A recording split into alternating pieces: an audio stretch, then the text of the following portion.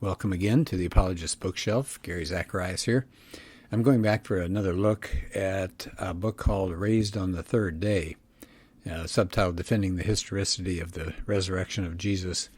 And I am such a fan of the Shroud of Turin, at least the investigation into it. I'm probably leaning toward the authenticity of it, but I just find anything that's a mystery like this fascinating. And so in this one chapter, it's called The Image on the Shroud, A Best Explanations Approach by Mark Foreman. And I think it's just so interesting. He says, when you approach the idea of, the authenticity of this shroud, is that really the burial cloth of Jesus? He said there are two major questions. One, is there enough evidence? That'd be, historical or medical, scientific, textile evidence. Is there enough evidence that it's a genuine article? And then secondly, and this is the part that this chapter is going to talk about, is what's the best explanation for how the image was formed?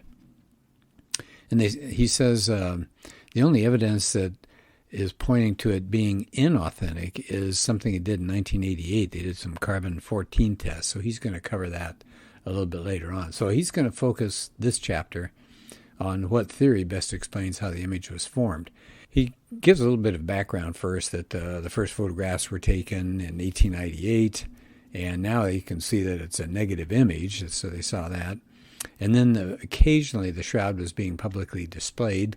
They did some more serious scientific investigation in 1978, but in 1988 they allowed a sample of it to be cut for some C14 testing.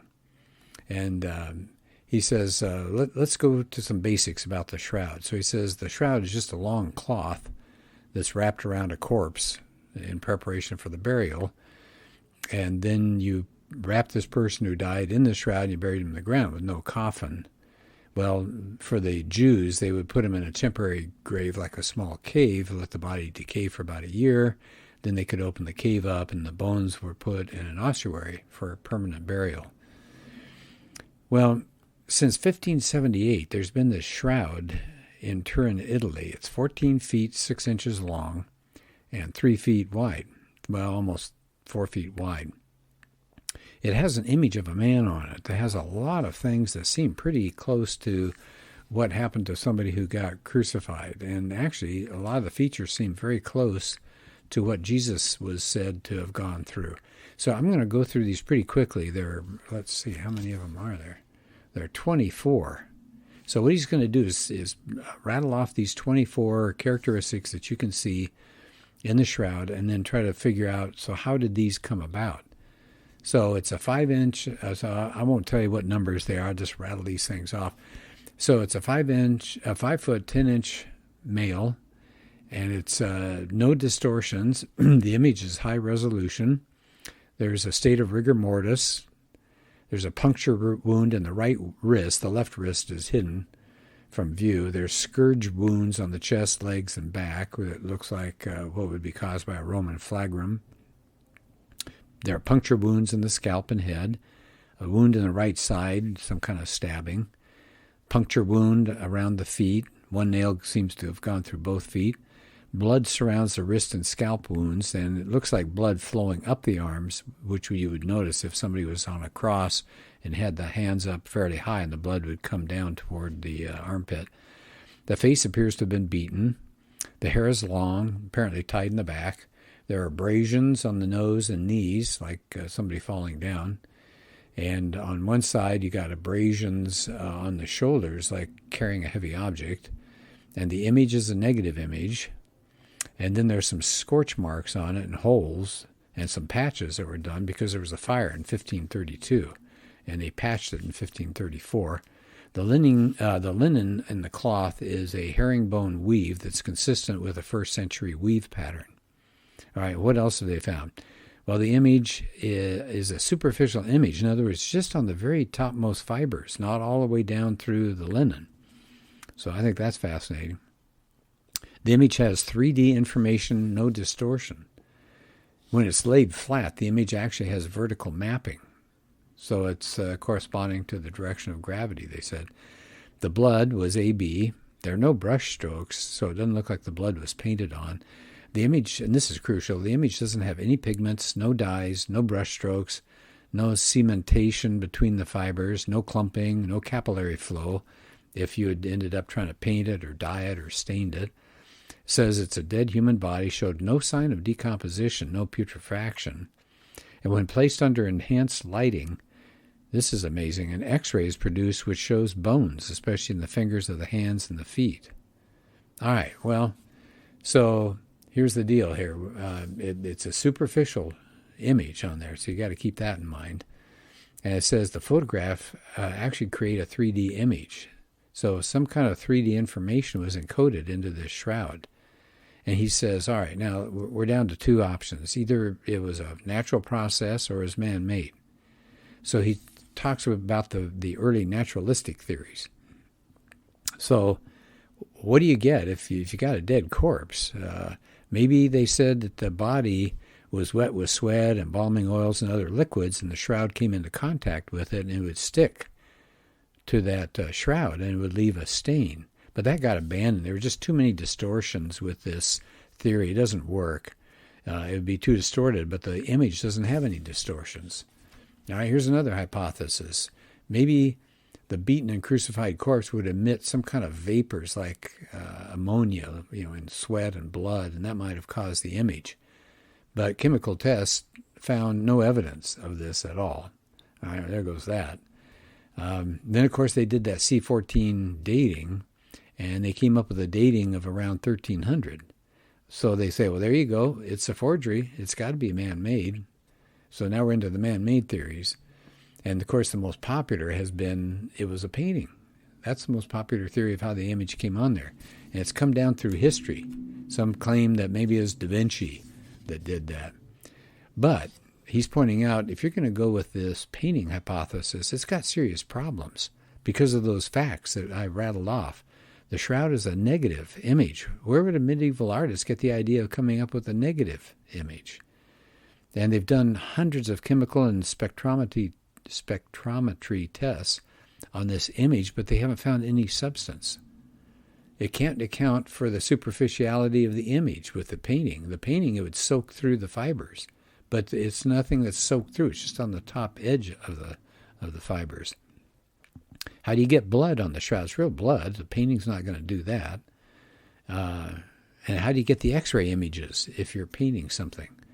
Okay, so some people say, all right, maybe not painting. What about this? What if you took a linen cloth, maybe you soaked it first, and you put it on a metal image, and the linen got scorched because you made that metal image hot. And it said it would have some of the features that the shroud had. It would have a negative image, but it doesn't do a lot of those other things that we just talked about here. You wouldn't get the X-ray features. It wouldn't account for the blood stains. And so there goes that idea. Well, here's another idea, that it was a camera obscura technique. Now, I don't know if I had to look that up and check on it, but what you do, it's a simple technique. It's what you use when you view a solar eclipse, for example, with a pinhole box projector that projects an image to a white piece of paper so you're not looking directly at the sun.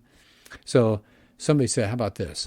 You have a life-size sculpture of a body in bright sunlight, and you focus it through a lens, and that conveys the image to a linen cloth that you cover with silver nitrate, like the old photography, and you put that in a dark chamber. And you do get some of the images of the shroud, some of the features. But one problem is nobody did this in medieval times. They've never found any example of this. And then, again, it's a superficial coating on the very outside of the linen. It doesn't soak all the way through, but they say if you put silver nitrate on there, that's liquid, and that's going to soak it right on through. And it doesn't account for blood on the cloth. It doesn't account for 3D information. It doesn't account for those X-ray features. All right, so here's another candidate for a man-made way of getting the shroud. It uses sunlight as well. So what you do is you heat a cloth and you lay it out in the sunlight, so you're kind of aging it.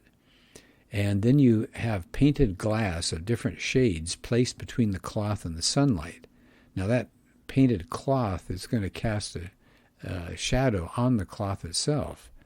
And it says, one wonders how a medieval forger would even conceive of coming up with something like that. And it doesn't account for that superficiality, doesn't account for the X-rays, doesn't account for the blood, for the 3D information. So there goes that one. So he said, well, there's the radiation hypothesis. He says this seems to be, so if you take away the natural processes and you take away the man-made ideas, here's where he's going to land. He calls it the radiation hypothesis. And he says somehow the shroud was irradiated with particle radiation, and that occurs when protons and neutrons are emitted from atoms.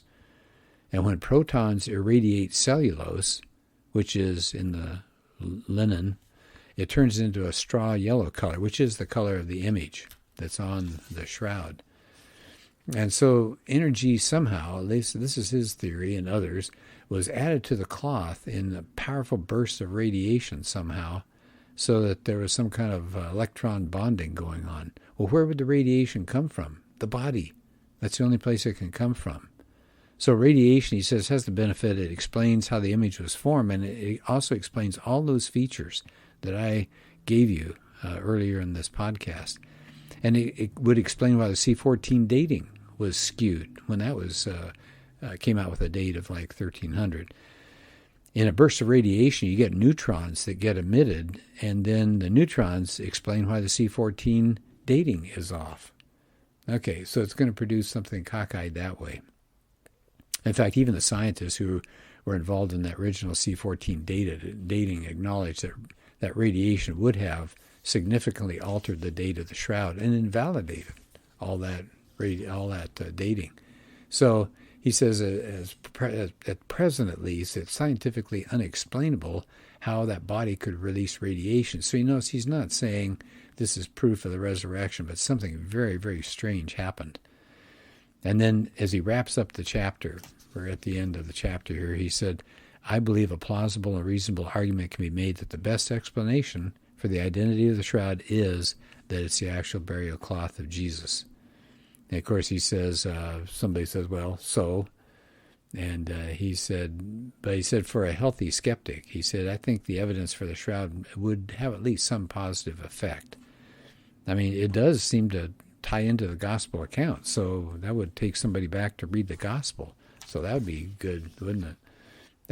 He said the shroud is really not necessary to support the truth of any aspect of Christianity. But he says if it is authentic, its greatest apologetic value is that it confirms the gospel accounts of the events surrounding the passion of Jesus. And at the end, and I guess this is about all we can do here, is that at the end, you're going to have questions and mysteries remaining, some of which never may be answered, which is frustrating, but that's kind of the fun of a good mystery, isn't it? All right, well, thanks, and we'll do another podcast soon.